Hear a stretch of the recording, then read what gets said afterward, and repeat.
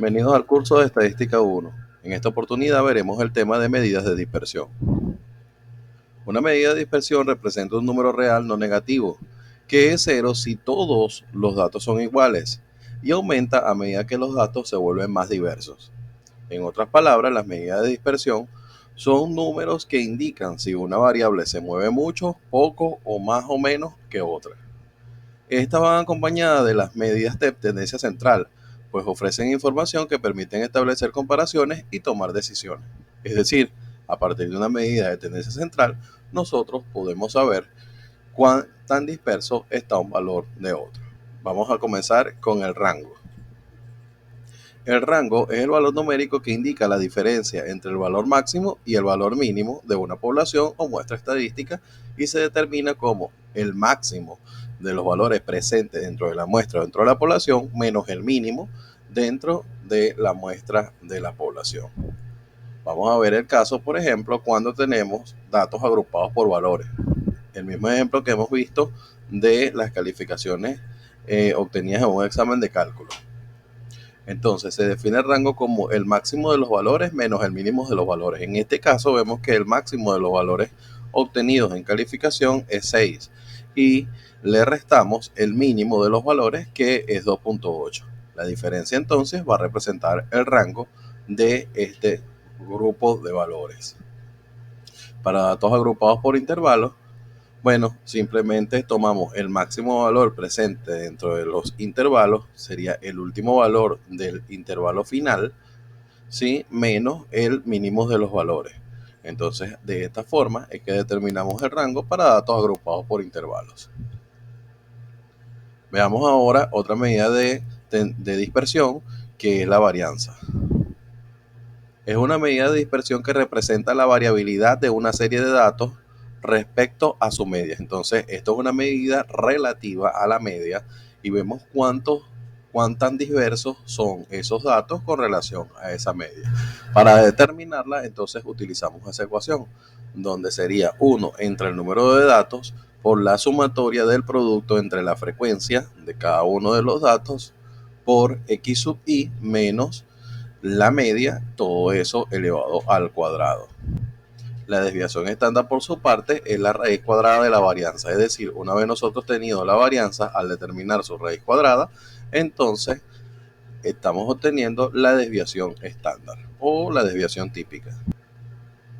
Vamos a ver un ejemplo, en este caso para datos agrupados por valor dentro de las calificaciones, el ejemplo de calificaciones. Sabemos que la media que nosotros habíamos calculado cuando vimos medidas de tendencia central de estos datos que están acá nos había dado 4.5458. Entonces ya tenemos la media de esa medida de datos, por lo que ya este dato es conocido. Ahora, vamos a hacer la sumatoria correspondiente. Sería 1 entre la cantidad de datos totales. Vemos que la cantidad de datos totales son 24 datos totales. Y esto lo vamos a multiplicar por la frecuencia de cada uno de los datos. Por ejemplo, el 2.8 tiene una frecuencia de 1. 2.8, frecuencia de 1 menos la media. Y esto está elevado al cuadrado. La diferencia está elevada al cuadrado. Más la frecuencia del siguiente dato es 4 por 3.2, que es el dato, menos la media, eso elevado al cuadrado, más 3, la frecuencia, por 3.9, que es el dato, menos la media, todo eso elevado al cuadrado. Y así sucesivamente vamos haciendo el cálculo hasta llegar al último dato, que su frecuencia es 4 por 6 menos 6, el valor, menos 4.55 elevado al cuadrado. Y todo eso nos dio 1.0317, es decir, nuestra varianza es de 1.0317. Ahora bien,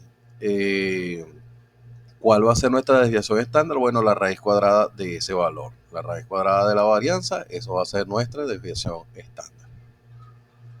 Para datos agrupados por intervalos, entonces es similar a como calculamos la media. Ya nosotros teníamos calculado nuestra media y bueno, en este caso vamos a considerar, en vez de un valor, consideramos la marca de la clase. Es decir, multiplicamos 1 entre 50, porque hay 50 valores, por 4, que es la frecuencia del primer intervalo, sería 1.481. Este 1.481 representa la clase de la marca de la clase, perdón, la marca de la clase de este intervalo.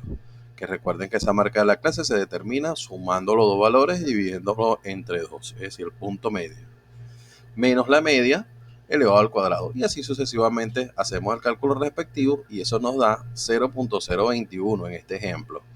Calculamos entonces la desviación típica o la desviación estándar, que es simplemente la raíz cuadrada del valor obtenido, y encontramos que nuestra desviación típica es de 0.0458. Es decir, esto es una forma de expresar cuán tan desviados están o cuán tan dispersos están nuestros valores.